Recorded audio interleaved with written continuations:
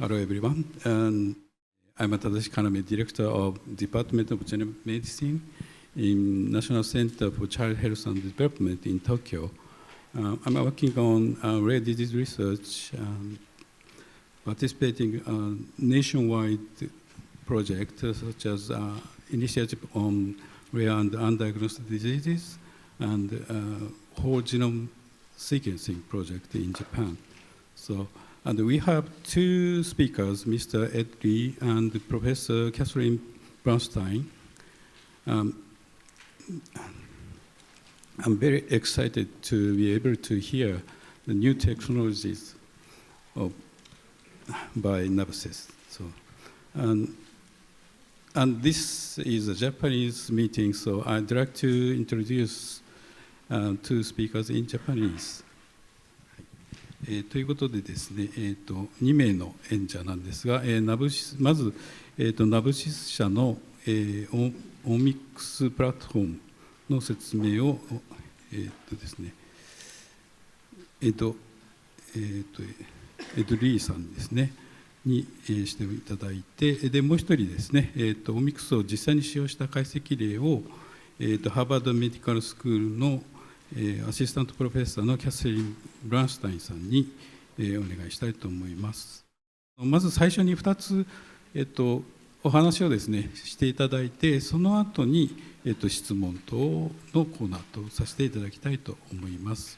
First, we will hear from two speakers consecutively, followed by time for question and answer.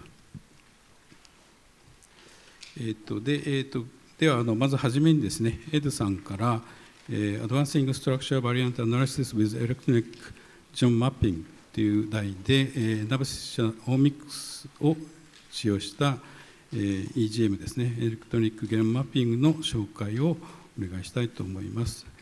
エドさんは、ライフサイエンス業界で長年、活躍されていまして、今現在はですね、ナブシス社の、バイスプレジデントセールス&マーケティングの、を務めておられてですね、今シェア拡大に向けて、各活動と戦略を統括しているということだそうです。はい、その次のですね、キャサリン先生はですね、タイトルが Nabsys OhmX as part of comprehensive multi-omics strategies for undiagnosed disorders というふうなタイトルで、実際に使用したですね、未診断疾患に対して、マルチオミックス解析で、どのようなことが行われたかということを紹介していただくと思います。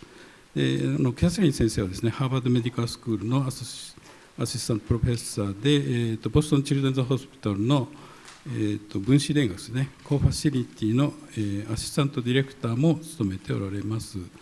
非常にですね、最先端のシーケンスプラットフォーム等を統括しているということですね。で、非常にですね、新規疾患発見とかいろんなことをですね、遺伝病に関して行われているということであります。And, the first, I'd like to hear about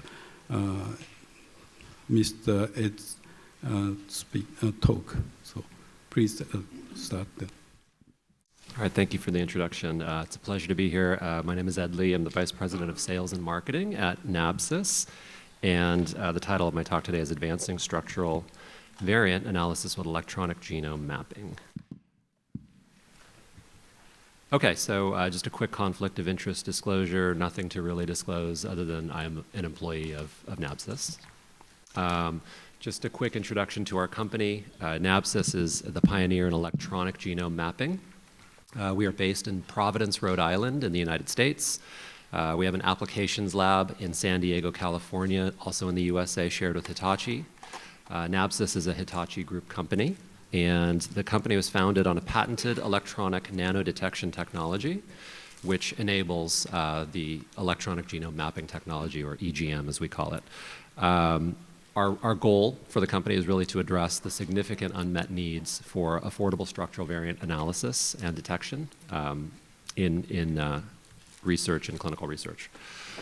So maybe just to get into it, let's just talk about structural variation a little bit and why it's important. So structural variation is a major contributor to genomic function and disease. Although they are responsible for very large changes in the genome, by and large, they've often gone unseen in recent years, mostly because the genomic tools have been focused on smaller variants. And so just to define what a structural variant is, structural variants are genomic changes larger than 50 base pairs. These include types such as inversions, translocations, deletions, insertions. And there are traditional tools that look for structural variation and chromosomal aberration, like karyotyping, FISH, chromosomal microarray. However, those tools often lack the resolution, and smaller structural variants often go undetected. Next generation sequencing is also a widely used tool. It's terrific for small variant detection, SNVs and indels, but often it struggles with structural variants because they're larger than the read lengths. And also NGS has difficulty in repetitive regions. Long read sequencing is coming on in the past few years. It is pretty good at structural variation, especially the smaller ones, something sub kind of 10 kb. It excels quite a bit. I think the issue there, maybe not the issue, but it may miss larger SVs that are beyond the read lengths, and it can also be quite expensive. And so that leaves an opportunity because structural variants are so important because one, from a genomics perspective, structural variants affect 3 to 5 times more difference in base pairs between two genomes. So small variants are known to affect somewhere in the 5 to 7 megabase region or range between genomes in terms of difference.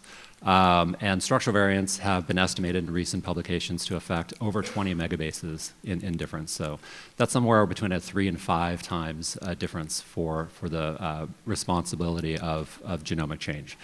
Larger SVs also are more likely to affect gene expression than SNVs as well. And then finally, ClinVar also contains over 32,000 pathogenic and likely pathogenic entries as structural variants. So clearly, there's strong disease association there. So really, what we're trying to say is structural variants are an untapped source of insights in genomics and disease research. So with that, we feel that EGM, or electronic genome mapping, can enable comprehensive SV detection for everyone. And maybe I could just go into how we plan on doing that. So EGM, or electronic genome mapping, does not use, it uses electronic detectors to detect structural variants. We do not use optics and lasers in our machinery, and this helps us keep the costs down. And so what we provide here in our platform over on the right, called OhmX, is a technology that can provide high resolution for structure variation. So in some cases, seeing SVs as small as 300 base pairs. A fast workflow, it's a 16-hour runtime with a 6-hour sample prep. And maybe most importantly, we are really aiming to do this at a very low cost. So again, without the use of expensive lasers or optics in the machinery, we can keep our cost of the machine and the consumables down so that everyone can access structural variation. So over on the right, this is a picture of our detector on the left. That's maybe some people would call that a flow cell. That's our version of a flow cell. And then on the right, that is the actual machine. And there's no scale here, but it's very, very small. It's about the size of a desktop computer. So it's very, very, very small and can fit in pretty much any lab. There are no active electronics on the detector, so that keeps the cost down as well, and all the active electronics are on the machine itself. So just to kind of give you a little bit of context of where this tool fits in kind of the tools category out in the genomics tool space. So maybe on the bottom, so let me just explain the graph really quick. The x-axis here is the variant size from 0 all the way to whole chromosome level. And then the y-axis is just the cost. So maybe we start at the bottom left corner with short read sequencing. I think everybody here is well aware that short read sequencing excels with single base pair, single nucleotide variants. It's great with small indels as well. And then, maybe when the structural variant size starts to exceed the actual read length of the short read, it starts to have trouble. And so, in terms of the variant size, it's a bit limited for structural variants. However, the cost is very, very low, as many people know. Going to maybe the opposite end, up at the top, long read sequencing also is very good for single nucleotide variants and has a much wider range of the variant size it can detect. It can detect SVs, 5 kb, 10 kb. The read lengths are often around 20 kb, so anything that's contained within there it can detect quite well. The issue there is that the cost today is still pretty high for long read sequencing. As we go down to the next bar, we have optical genome mapping. Again, the range there is much larger than short read sequencing. It exceeds the SV detection range of long read sequencing because the reads are much longer. And so it's also quite a nice choice. However, the cost is still pretty high as well. So without the use of optics and lasers, we have developed a similar technology called electronic genome mapping in the green box. And our OhmX platform gives a similar range of variant detection as OGM with maybe more resolution on the smaller side as well, at a much lower price. And so that's where we fit in the kind of the landscape of genomic tools available. So really quick, how does electronic genome mapping work? So if you want to get a sense for how the technology works, essentially what we do is on the top left corner, we start with high molecular weight genomic DNA. We use then a site-specific nickase to make a nick, a single-stranded nick in the genomic DNA. It's very much like a restriction enzyme, except it only cuts one strand. Within those nicks, we can put in a tag, and that's denoted in the next figure to the right with the red label. We can add a tag. And so this cocktail of nickases make a nick approximately every 4 kb within the genome. So the genomic DNA is labeled many, many, many times across all the different sites.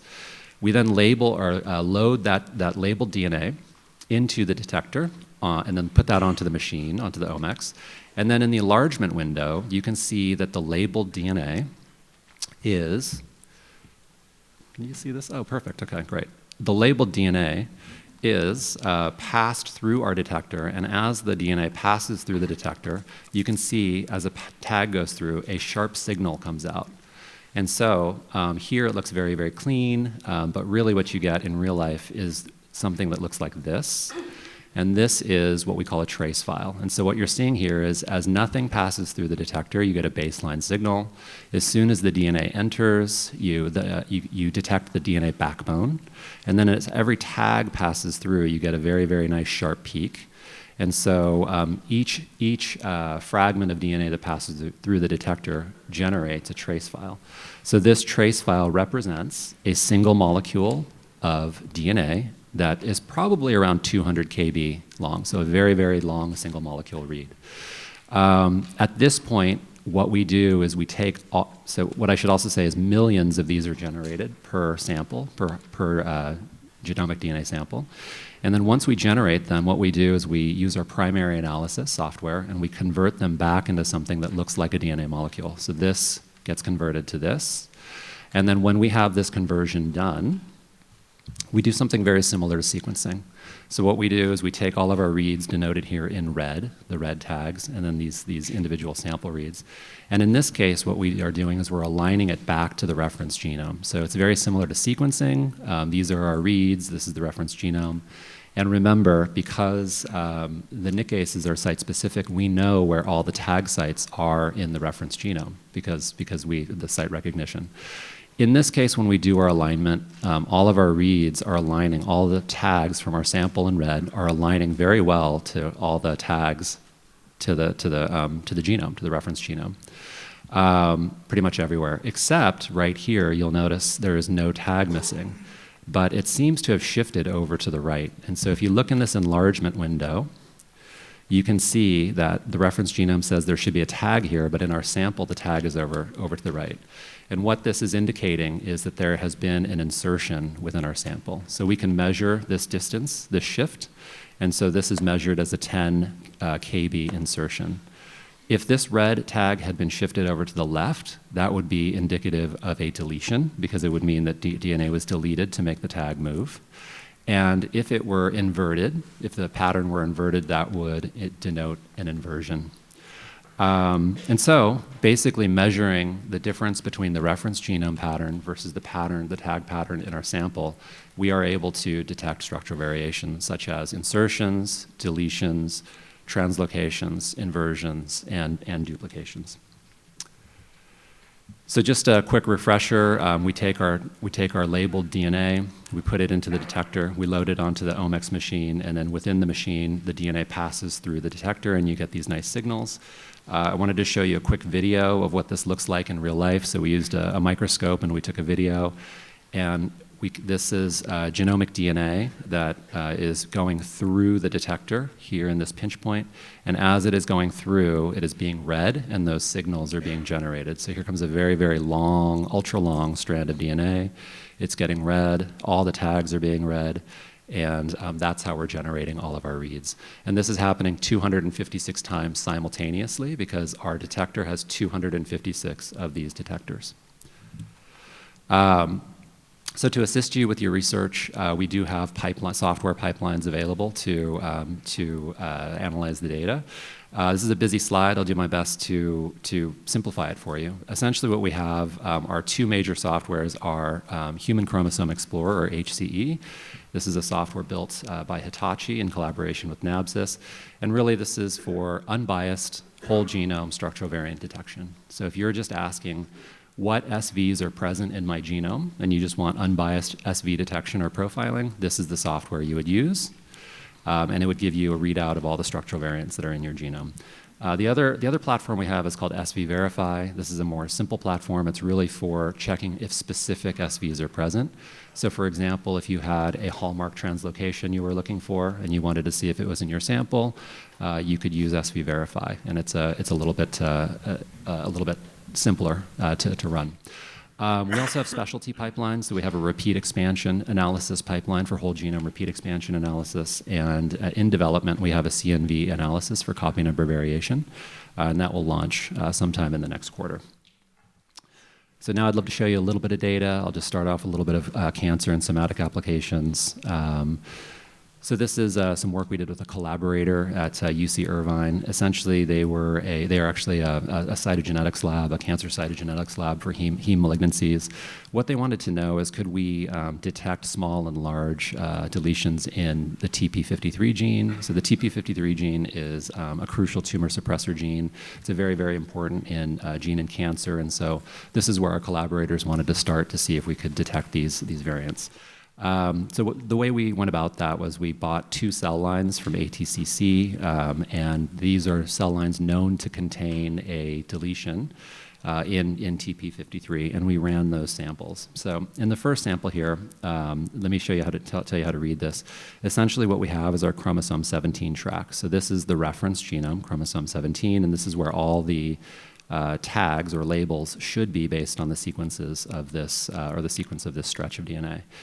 The top track here is our sample itself, and so you'll see that the banding pattern matches quite nicely all the way through, and then all the way through here. But then in this red rectangle, you'll notice that in our reference we have these 2 tags, and they're not present in our sample. So if they're missing in our sample, that means that that chunk of this was deleted out of our sample. So we're missing this from the reference genome.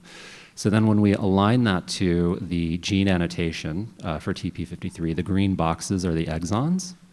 And so exon 8 and exon 7 are contained within these tags in the reference genome. And so we know, in this case, that we had an exon 8 and an exon 7 deletion in TP53.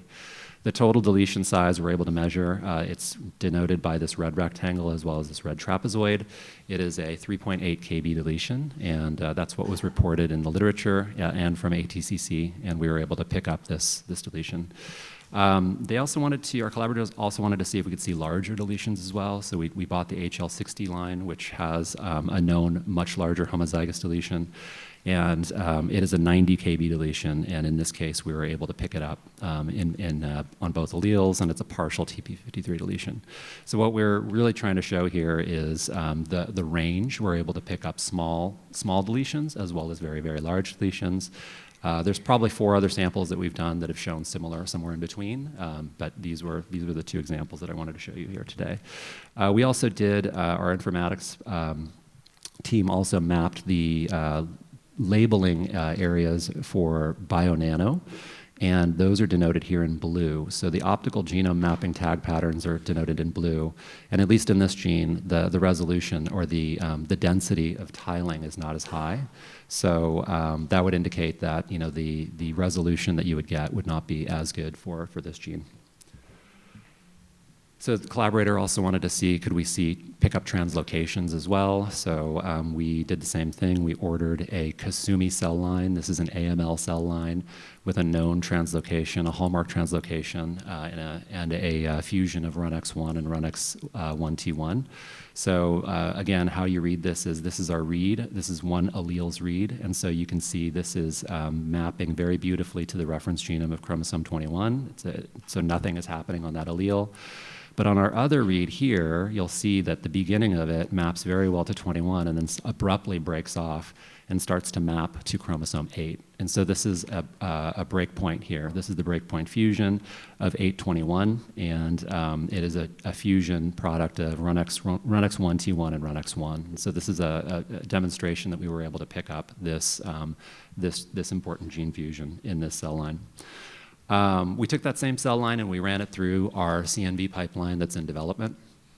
And so we were able to, because this is a pretty well-characterized cell line, the copy number variation information is available. We just wanted to see how well, was our software picking up the large events. And so we were able to see kind of the amplifications and the deletions and the copy number changes within this Kasumi cell line.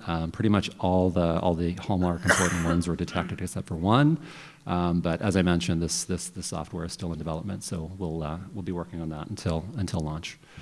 But it does underscore that getting copy number variation as well as structural variation information at the same time, could be of great value. So a little bit of constitutional and germline applications. We also have looked at repeat expansion detection and have created a pipeline for repeat expansion detection. Really quick, what we have here are 3 different we have the 2 cell lines and a reference. We have HG002, which does not have an FMR1 expansion. And we bought 2 cell lines from Coriell that had known large expansions for FMR1. You'll notice that in this red rectangle, this is where the expansion should be. And HG002 has no expansion, it's wild type, so there's nothing there. But in this first cell line, 6897, we were able to pick up a 477 repeat expansion. And similarly, in the 7861 cell line, we were able to pick up a 400 repeat expansion as well. So they kind of register as insertions, basically, compared to the reference. And we also have a software that'll estimate the repeat size for you. We have looked at the genome at other expansions, and we've looked at the other disease-associated repeat expansions, and we have pretty good confidence that we could screen about 26 of them at the same time. So what this allows one to do is to do genome-wide repeat expansion kind of detection with a single flow cell or a single chip detector. This would give someone the ability to screen about 260 samples a year at low cost.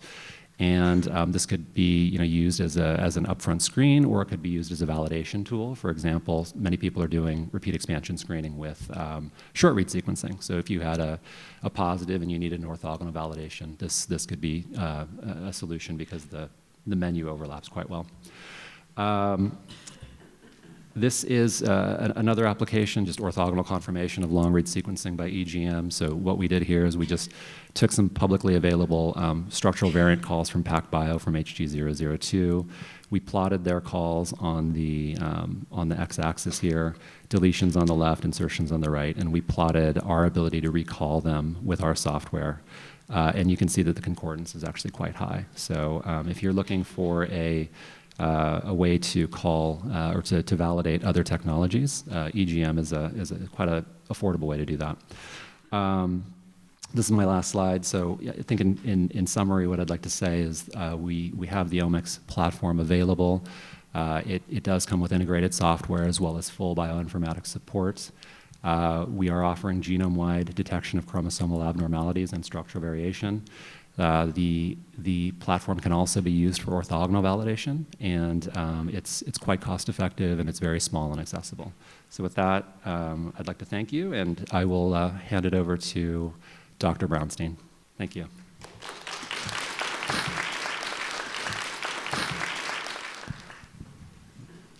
Thank you very much, Mr. Ed Lee. The next speaker is Professor Catherine Brownstein.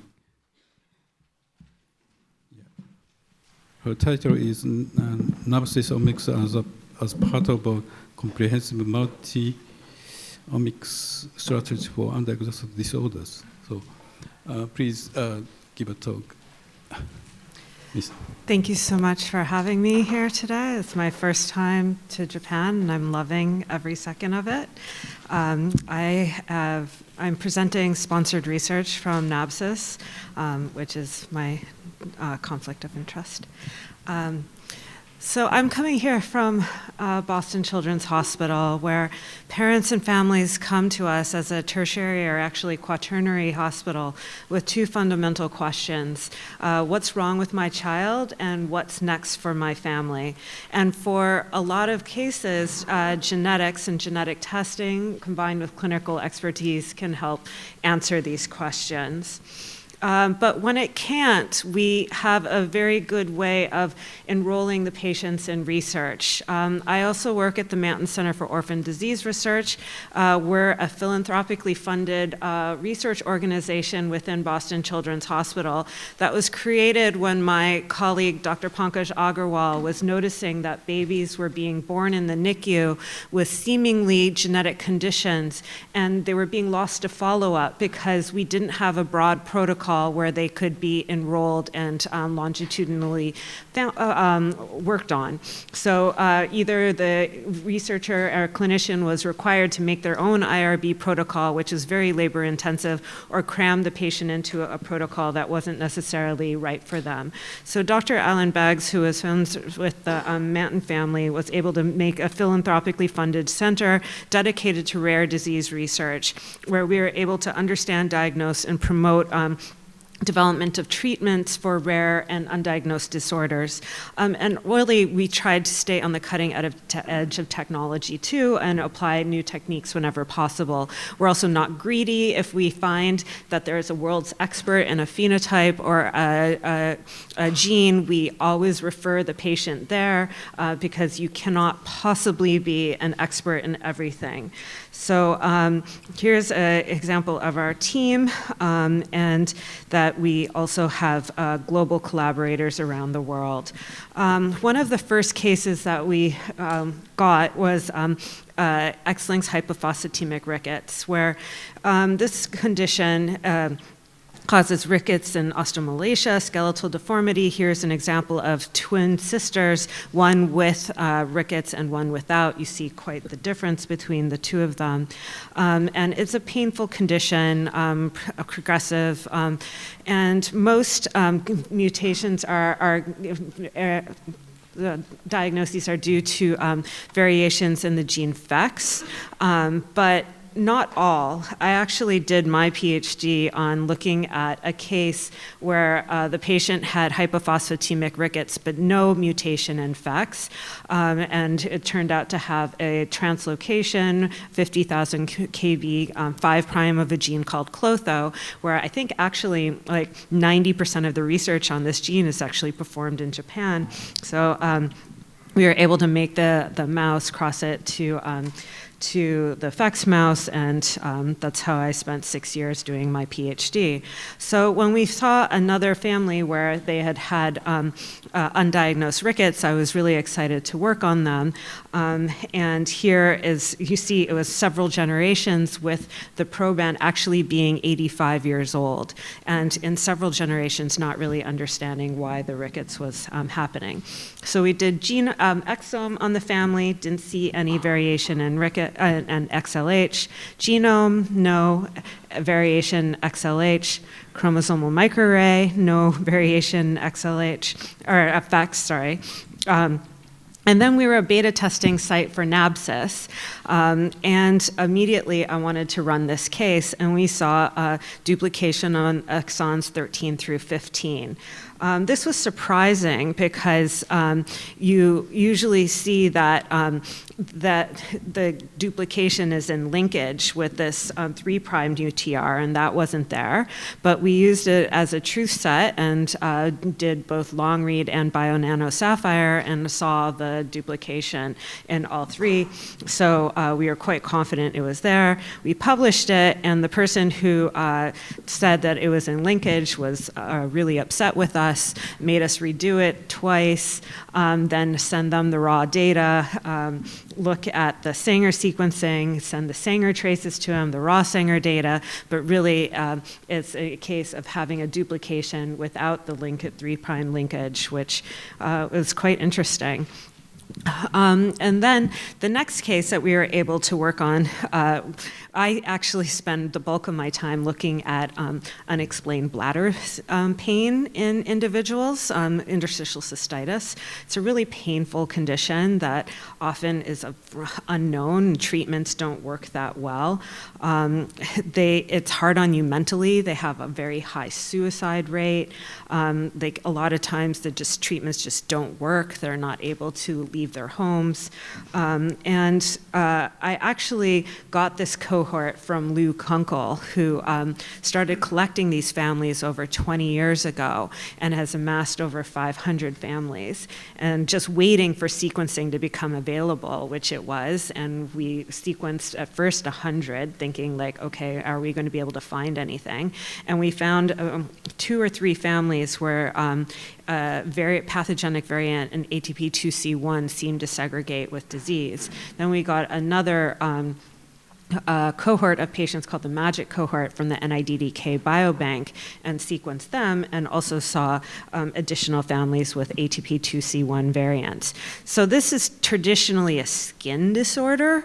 They have like scaly plaques on their skin, and it's on the epithelium, and the bladder has an epithelial layer, and we think that there's perhaps scaly plaques on the bladder that are causing pain. But this is only in a subset of patients. Most patients, the vast majority, don't have a variant in ATP2C1, and there's no reason to think that there's one mechanism of disease. In other cases, we found like 6-5 variants, where usually it's linked with structural malformations, and we're wondering if a subset also have like mild structural malformations that are eluding review but causing urinary reflux and some kinds of pain that way.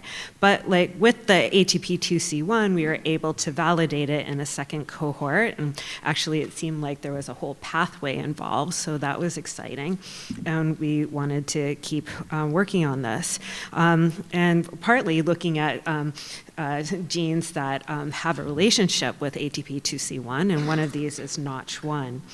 So when we got, in the interest of time, I'm going to skip a couple of these slides, but when we got a sample from my bladder pain cohort and we were able to run it on Nabsys, actually the first slide of the first sample that we ran, I saw that there was a structural variant in Notch1. And considering that Notch1 has an established relationship with ATP2C1, I literally screamed. I was so excited to see this. And it looks like there is a deletion and a duplication within this gene. or it's a complex rearrangement, perhaps actually a translocation, where it's going from chromosome 3 to chromosome 9. And right now we're going to verify this using ddPCR and actually see the impact that it could be having on notch 1.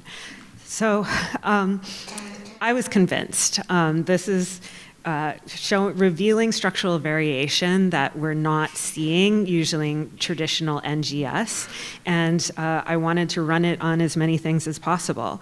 So back to the Manton Center, we have 4,000 affected individuals from 3,800 families, with a lot of, the vast majority of these still undiagnosed, or some without even candidate variants. We get referrals from almost every department at Boston Children's Hospital, and we have participants from all 50 states and 71 countries. So we have huge cohorts that have been formed, global cohorts, some in bladder exstrophy. I also work on early onset psychosis, floating harbor syndrome, and just all different organ systems. And a lot of these have candidate variants that are VUSs, or structural variants that we're not quite sure that what they do. And we, a lot of them are N of 1 undiagnosed with what we suspect are Mendelian single gene causes. So all of these are ideal cases for a new platform, a new way of looking and getting new data that perhaps that we all accept, and perhaps we shouldn't accept as the limitations, beyond the limitations of next generation sequencing. So having these clinical presentations of rare and ultra-rare disorders, we see a lot of candidate genes. And here's an example of what we see. And then I've been fortunate enough to have 3 Nabsys in my laboratory, and we've been running some of these unsolved cases and coming up with new candidate genes. So here is case number 1494. This is another from my old PhD advisor who couldn't figure out this case. It's an undiagnosed hypophosphatemic rickets again, and we ran on Nabsys. It came out with having a CLCN5 expansion, but it wasn't the most convincing. Just because it was in both mom and dad as heterozygous. And one of the cool things, it's cool, but it's also quite frustrating, is when you get this level of resolution, you're seeing things that perhaps are common in the genome that just we are not missed by other platforms. So like even having this repeat expansion, having it in both parents, is probably just undetected before and quite common. We also see other candidates that I need to follow up on. It's like having de novo, perhaps translocation involving SUMF1, and then also being able to do trio analysis and seeing maternally inherited variants that are in genes that we're not really sure what they do. But we were able to take the genome, isolate the copy number variants that are in the proband, and phase it, seeing if they're coming from the mother or the father, and then really look at de novo variants. And going back to this all data I got yesterday, but I was excited about it enough that I really wanted to show it today, because it looks like there is a de novo deletion in Clotho. And I don't know if I showed like 20 slides ago that that's the gene I did my PhD on. And there we saw a translocation in Clotho that was driving hypophosphatemic rickets. Actually wasn't wasn't even interrupting the gene. It was 50,000 base pairs 5' of the gene, so probably interrupting an enhancer, causing ectopic expression, and then driving the phosphate wasting. But this gene isn't even in omen as causing hypophosphatemic rickets, even though my paper shows that it can be. It's mostly linked to tumoral calcinosis, which is pretty much the exact opposite of hypophosphatemic rickets. So to show that you can have this deletion, probably affecting exon 1 and the intron, and it's resulting in hypophosphatemic rickets as a de novo structural copy number variant, I'm really excited about, and I can't wait to get back into the lab to just basically run a ddPCR and see if it's affecting it, or if this actually is true. So I've also been working a lot with OpenAI over the last year, and we've made a tool where you can upload your data and put in HPO codes and have an LLM just kind of tell you what they think out of the variants that you've uploaded combined with the HPO codes is causative for the condition.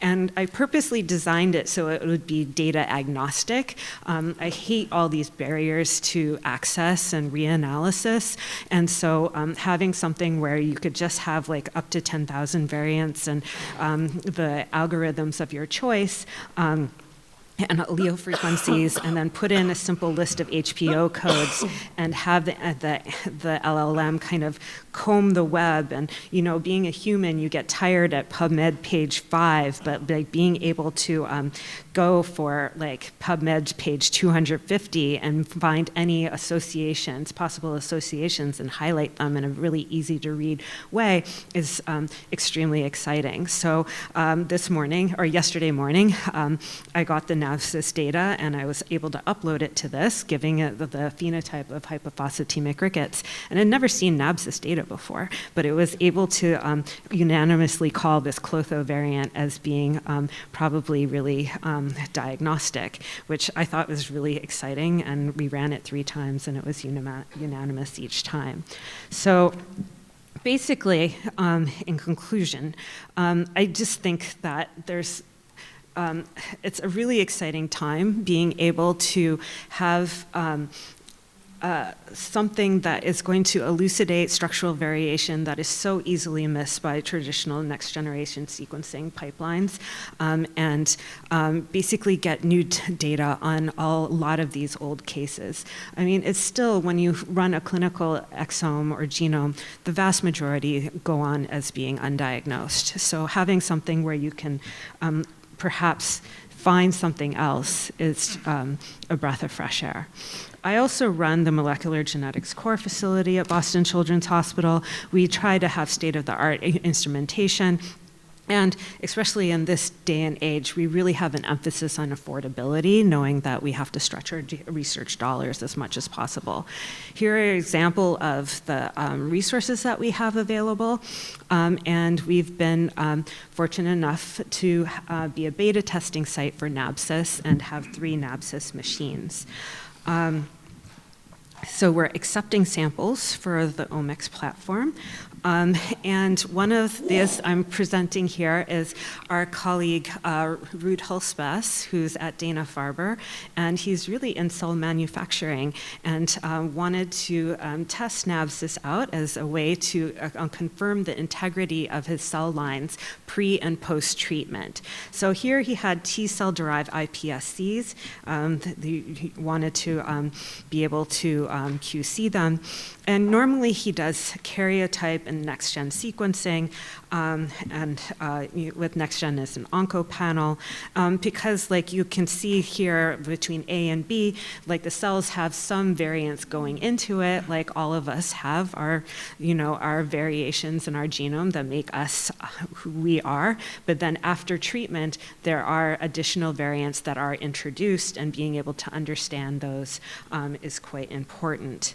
So here, in his T-cell lines, he wanted to make sure that pre and post, they were what he thought they were. So for cell line E, he saw that, you're picking clones, and sometimes a cell will get loose and migrate over to another clone. And cell line E was actually contaminating cell line R. So the brown cell lines were actually identified there, and he knew that he had a mixed colony there and needed to get rid of that. The same was true of cell line K. Then also for H and J, he realized that they weren't actually T cell derived at all, was able to eliminate those. And then with karyotyping, you're able to see if there are chromosomal abnormalities that you weren't expecting. And in both A and B, he saw an extra Y chromosome, so he knew he had to get rid of those clones. And then on OncoPanel, he saw that actually every cell was missing 1 or 2 copies of PRSS1. So he was able to understand if that was the same pre and post. And that's what we were able to do using EGM. He was able to confirm that in cell line E, there was 1 copy of PRSS1 that was missing. And then in cell line Q, there were 2 copies of PRSS1 missing. So, but you might wonder why on earth is PRSS1 having such variation, given that it's a T cell line. And it's really because there's such rearrangement in that region, and PRSS1 just happens to be in that region and gets swept along for the ride. But then it was actually a really exciting candidate that we were able to detect these copy number loss, heterozygous or homozygous in Nabsys. So he's looking forward to being able to run more cells and perhaps have this as part of his cell line manufacturing QC process. So in general, if you have any Nabsys questions, please email us. I will probably just refer you right away to my technician, Kristen Cabral, who has been dedicating a lot of her time over the last year to perfecting our technique at running Nabsys in our laboratory. And thank you very much for having me. Thank you, Catherine, for your presentation.